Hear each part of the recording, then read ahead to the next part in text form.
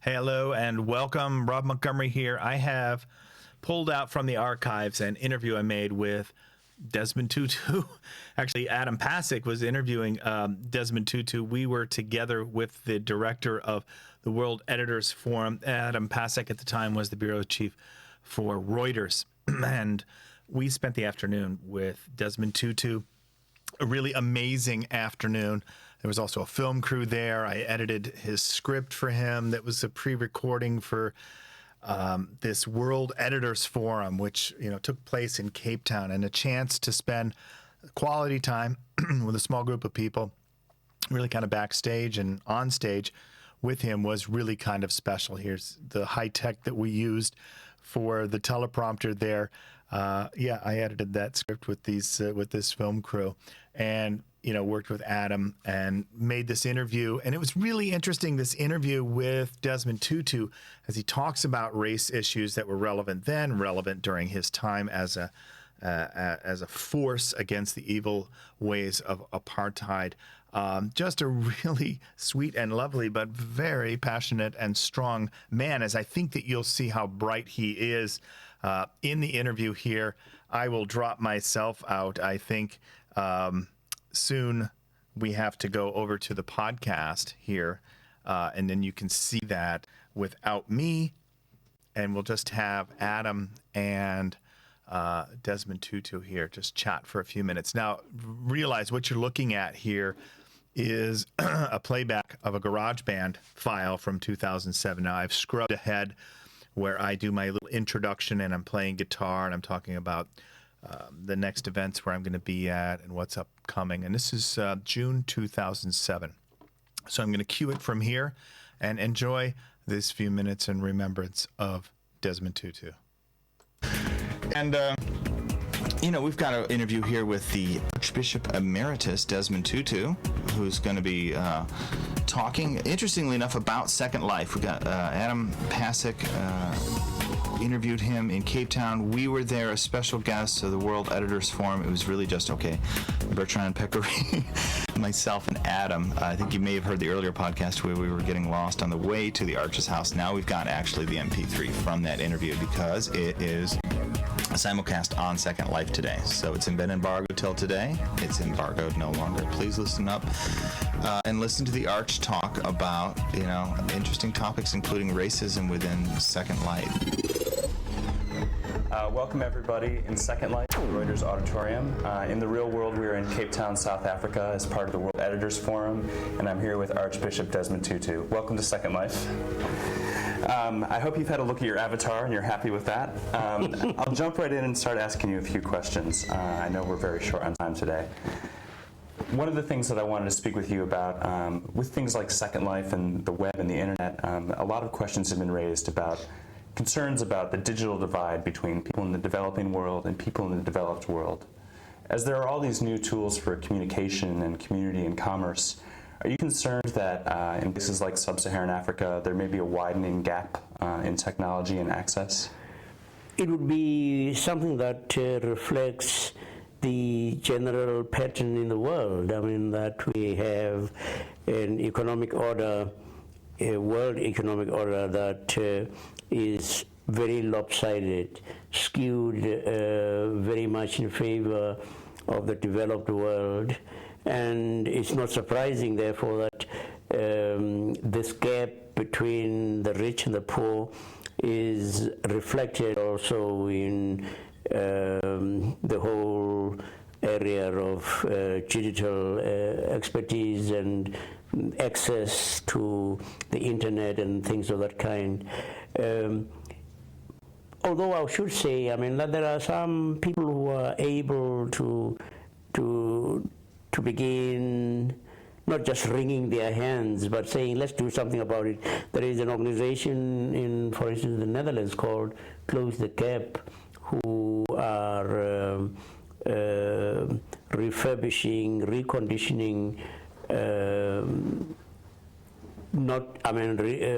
used laptops and making them available in poorer countries. What do you say to the argument that providing things like laptops, maybe slightly beside the point when there are more basic needs, food, water, that aren't being met. Do you think that can you do both at the same time? Well, I think you've given the answer, yes. You do both. Because, you see, there are other exciting possibilities. There is something called e-health, where they connect people who might not have the same sort of skills, medical skills, say a doctor out in the bush in some sub-Saharan country, being in touch with someone who is a great deal more expert in the developed world, and you therefore are able to get the transfer of that skill, not in just to one person, a very skilled, let's take heart surgeon, would be able to, as it were, give a demonstration that would be accessible to people in remote and inaccessible places. So I would say, no, for goodness sake, don't hold back. Let's do everything we can to spread the availability of laptops and so on. Shifting gears a little bit, I know you don't have a lot of experience with Second Life, maybe none at all, but just to give you... Not at all. Not at all. Okay, well, I'll see if I can fix that a bit now. Yeah. When you go into Second Life, you create a character for yourself. So we've created one that looks roughly like you. I have one that looks a bit like me, but you can go in and choose to be a man or a woman or a black, white, any race, however you want to look. Now, some people that I've talked to have said that because when you're talking to someone, you know that the person behind the computer may not look as they do in Second Life, but they still have experienced racism in Second Life. So that a friend of mine who happens to be white has a black avatar, and he says when he goes into this virtual world as a black avatar, he experiences racism. Do you think that says something about kind of the pervasiveness of racism, that it can kind of extend into these virtual worlds even when there's no real reality attached to it? Well, it does point to how we have been programmed. You know, we have been programmed. It's not something we bring into the world, because where people have grown up together and not been exposed to stereotypes, they actually are surprised when they're told, you know, so and so is black. I mean, you know the story of the little boy who, when his parents said they were going to give him a party, and he said, "Well, can I bring my friends?"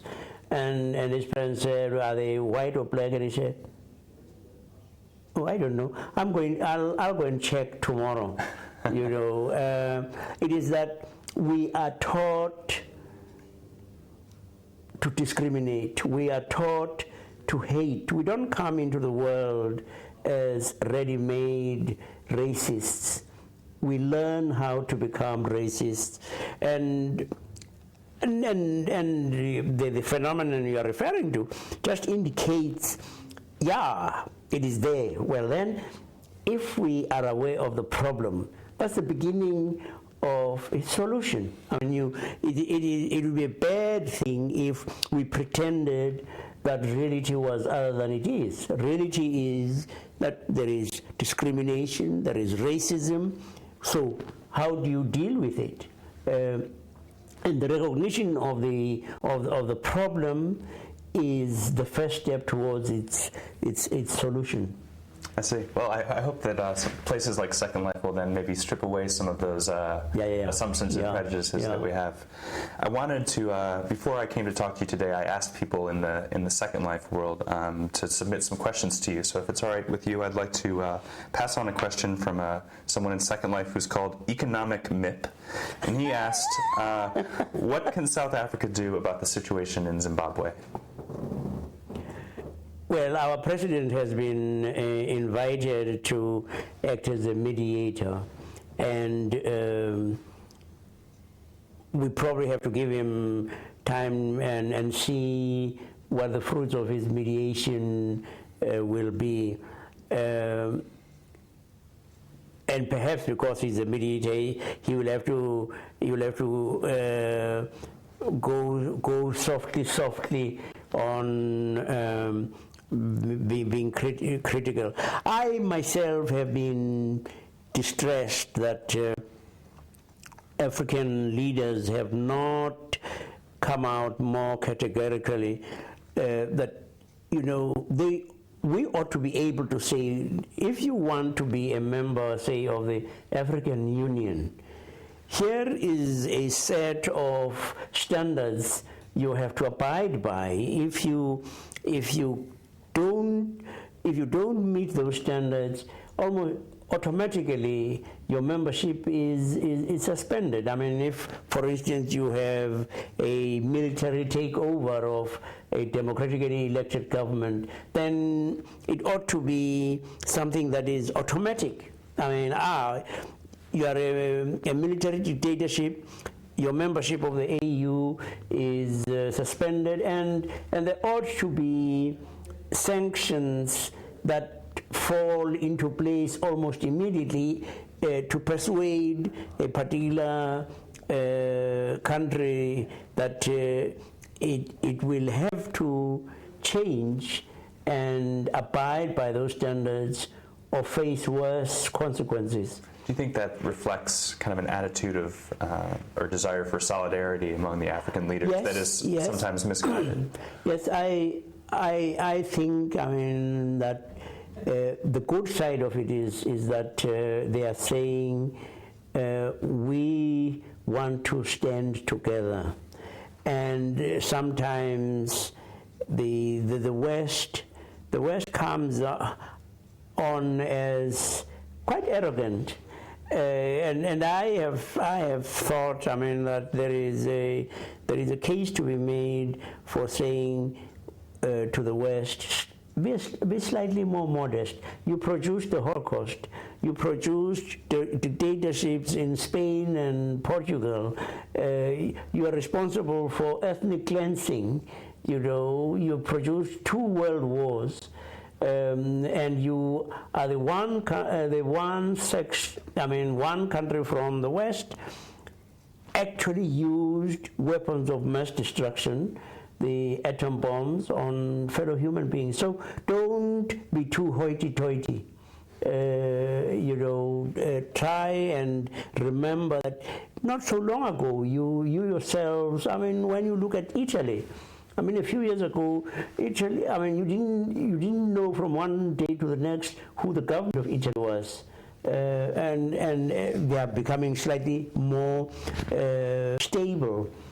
And I would say, give these guys a little more latitude and be a little more humble.